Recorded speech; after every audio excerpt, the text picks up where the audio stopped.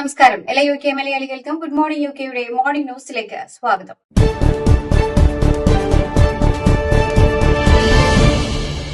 പ്രധാനമന്ത്രി K സ്റ്റാമറിന്റെ chief of സ്റ്റാഫായിരുന്ന Morgan മക്സ്വീനി രാജിവെച്ചു. മാൻഡൽസിനെ അമേരിക്കയിലെ യു കെ അംബാസഡറായി നിയമിച്ചതുമായി ബന്ധപ്പെട്ട വിവാദങ്ങൾ ശക്തമായതിനെ തുടർന്നാണ് രാജി. അബ്സ്റ്റീനുമായുള്ള ബന്ധത്തെക്കുറിച്ച് നിയമന സമയത്ത് പരസ്യമായി അറിയപ്പെട്ടിരുന്നുവെങ്കിലും ആ പദവിയിലേക്ക് മാൻഡൽസിനെ നിയമിക്കുവാൻ മക്സ്വീനി സമ്മർദ്ദം ചെലുത്തിയതായാണ് ആരോപണം. നിയമത്തിനുള്ള സുരക്ഷാ പരിശോധനയ്ക്ക് താൻ മേൽനോട്ടം വഹിച്ചില്ലെന്ന് മക്സ്വീനി വ്യക്തമാക്കി. എന്നാൽ പ്രധാനമന്ത്രിക്ക് അത്തരം ഉപദേശം നൽകിയതിന്റെ മുഴുവൻ ഉത്തരവാദിത്വവും താൻ ഏറ്റെടുക്കുന്നുവെന്നും അദ്ദേഹം പറഞ്ഞു. മാൻഡൽസനെ ആ പദവിയിലേക്ക് നിയമിച്ച തീരുമാനത്തിൽ ലേബർ എംപിമാരിൽ നിന്നുള്ള ശക്തമായ എതിർപ്പാണ് പ്രധാനമന്ത്രി നേരിടുന്നത്. ഈ സാഹചര്യത്തിൽ രാജി കെ സ്റ്റാമറിന് വലിയ തിരിച്ചടിയാണ് നൽകുക. അംബാസഡർ സ്ഥാനത്ത് നിന്ന് പുറത്താക്കപ്പെട്ടതിന് പിന്നാലെ മാൻഡൽസന് നൽകിയ പ്രതിഫലം സർക്കാർ പുനഃപരിശോധനയ്ക്ക് വിധേയമാക്കുന്നു. ജെഫ്രി എപ്സ്റ്റീനുമായി മാൻഡൽസനുണ്ടായിരുന്ന ബന്ധത്തെക്കുറിച്ചുള്ള പുതിയ വിവരങ്ങൾ പുറത്തുവന്നതോടെയും യുകെയിൽ പ്രത്യേക പോലീസ് അന്വേഷണം ആരംഭിച്ചതോടെയുമാണ് ഈ അവലോകനം നടത്തുന്നതെന്ന് സർക്കാർ വൃത്തങ്ങൾ വ്യക്തമാക്കി. ലൈംഗിക കുറ്റകൃത്യങ്ങൾക്ക് ശിക്ഷിക്കപ്പെട്ട എപ്സ്റ്റീനുമായി ഉണ്ടായിരുന്ന ബന്ധം കാരണം കഴിഞ്ഞ സെപ്റ്റംബറിൽ ലോർഡ് മാൻഡൽസനെ അമേരിക്കയിലെ യുകെ അംബാസഡർ സ്ഥാനത്ത് നിന്ന് നീക്കിയിരുന്നു. ഇതിന് പിന്നാലെ അദ്ദേഹത്തിന് 40,000 പൌണ്ട് വരെ പണമടക്കം നൽകിയതായി കരുതപ്പെടുന്നുണ്ട്. ലഭിച്ച തുക മാൻഡൽസൺ തിരികെ നൽകുകയോ അല്ലെങ്കിൽ അനുയോജ്യമായ ഒരു ചാരിറ്റി സ്ഥാപനത്തിന് കൈമാറുകയോ ചെയ്യണമെന്ന് വർക്ക് ആൻഡ് പെൻഷൻ സെക്രട്ടറി പാറ്റ് മക്ഫാഡർ ആവശ്യപ്പെട്ടു. ഡൌണിംഗ് സ്ട്രീറ്റുമായി ബന്ധപ്പെട്ട വൃത്തങ്ങളും സമാന നിലപാടാണ് വ്യക്തമാക്കിയിട്ടുള്ളത്. അപ്രന്റീസ്ഷിപ്പ് നഷ്ടപ്പെടുന്ന യുവാക്കൾക്ക് ബദൽ പ്ലേസ്മെന്റുകൾ നൽകുന്നതിനായി ഒരു പുതിയ ക്ലിയറിംഗ് സ്റ്റൈൽ സംവിധാനം അവതരിപ്പിക്കുമെന്ന് സർക്കാർ അറിയിച്ചു. യുവാക്കൾക്കായി 50,000 അധിക അപ്രന്റീസ്ഷിപ്പുകൾ ഒരുക്കുക എന്ന സർക്കാർ ലക്ഷ്യത്തിന്റെ ഭാഗമായാണ് ഈ പരിഷ്കാരങ്ങൾ. ഇതിനായി 725 മില്യൺ പൌണ്ട് ധനസഹായവും സർക്കാർ അനുവദിച്ചിട്ടുണ്ട്.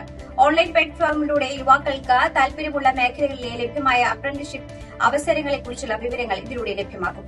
ഈ പൈലറ്റ് പദ്ധതി അപ്രന്റീസ്ഷിപ്പുകൾ കൂടുതൽ ലളിതമായി മനസ്സിലാക്കുവാനും യുവാക്കൾക്ക് കൂടുതൽ ആകർഷകമാക്കുവാനും സഹായിക്കുമെന്നാണ് പ്രതീക്ഷ. വിജയകരമായ കരിയറിലേക്കുള്ള വഴികളെക്കുറിച്ചുള്ള പഴയ ധാരണകളാണ് പല യുവാക്കളെയും പിന്നിലാക്കുന്നതും രാജ്യമെമ്പാടുമുള്ള യുവാക്കൾക്ക് ആവശ്യമായ കഴിവുകൾ എളുപ്പത്തിലും വേഗത്തിലും നേടുവാൻ ഇതിലൂടെ സഹായിക്കുമെന്നും അവർക്ക് സുരക്ഷിതമായ ജീവിതം നിർമ്മിക്കാൻ ഇത് അവസരങ്ങൾ തുറന്നുകൊടുക്കുമെന്നും ഇത്തരം പദ്ധതി അനിവാര്യമാണെന്നും പ്രധാനമന്ത്രി കെ സ്റ്റാമർ പറഞ്ഞു.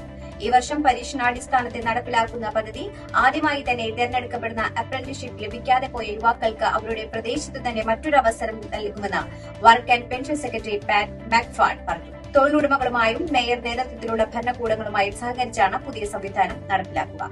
ലഭ്യമായ ജോലികളിലെ ശമ്പള സാധ്യതകളും ദീർഘകാല കരിയർ സാധ്യതകളും യുവാക്കൾക്ക് അറിയിക്കുന്നതും ഇതിന്റെ ഭാഗമായിരിക്കും.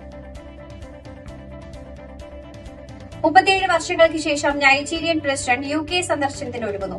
ചാൾസ് രാജാവും കാമില രാജ്ഞിയും ചേർന്ന നൈജീരിയൻ പ്രസിഡന്റ് ബോള ടിനുബിനുവിനെയും ഭാര്യയെയും വിൻസെന്റ് കാൻസിൽ സ്വീകരിക്കും. മാർച്ച് 18 മുതൽ 19 വരെ നടക്കുന്ന ഈ സന്ദർശനത്തിന് രാജാവിന്റെ ഔദ്യോഗിക ക്ഷണം ടിനുബിനു ദമ്പതികൾ സ്വീകരിച്ചതായി ബക്കിംഗ്ഹാം പാലസ് അറിയിച്ചു. രാജകീയ ആഡംബരവും ഔപചാരികതയും ഉപയോഗിച്ച് അന്താരാഷ്ട്ര ബന്ധങ്ങൾ ശക്തിപ്പെടുത്തുക എന്ന സോഫ്റ്റ് പവർ ഡിപ്ലോമസിയുടെ ഭാഗമായാണ് ഇത്തരം സംസ്ഥാന സന്ദർശനങ്ങൾ കണക്കാക്കപ്പെടുക.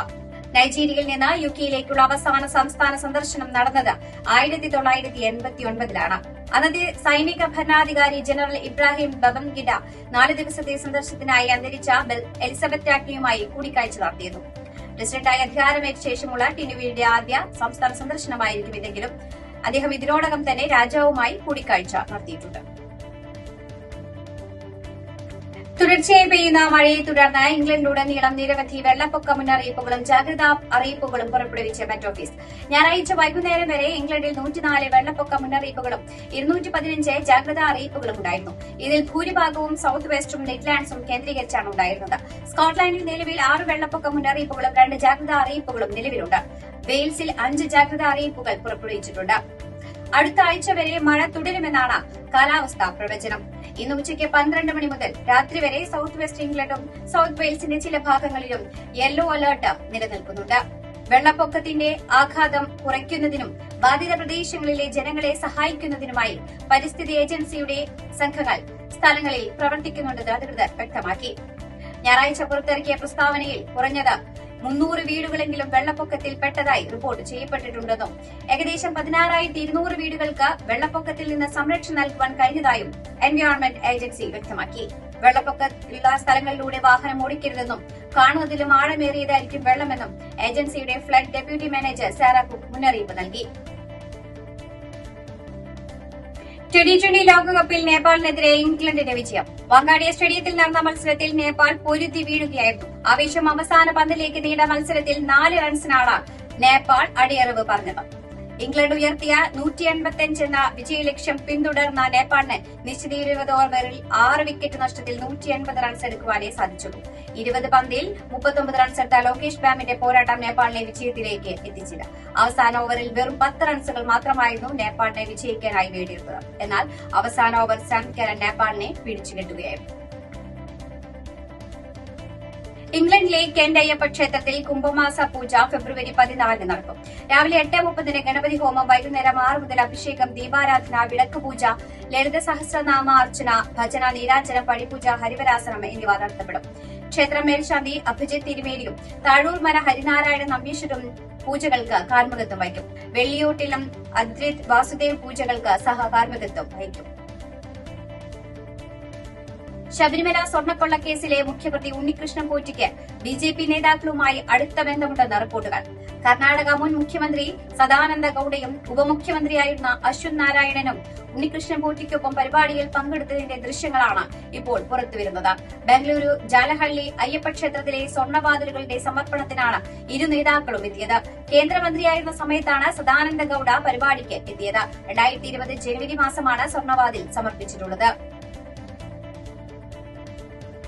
പ്രധാനമന്ത്രി നരേന്ദ്രമോദിയെ കാണുവാനുള്ള തിരുവനന്തപുരം കോർപ്പറേഷനിലെ ബിജെപി കൌൺസിലർമാരുടെ ട്രെയിൻ യാത്രാ സംഘത്തിൽ ശ്രീലേഖയിലെന്ന വിവരം.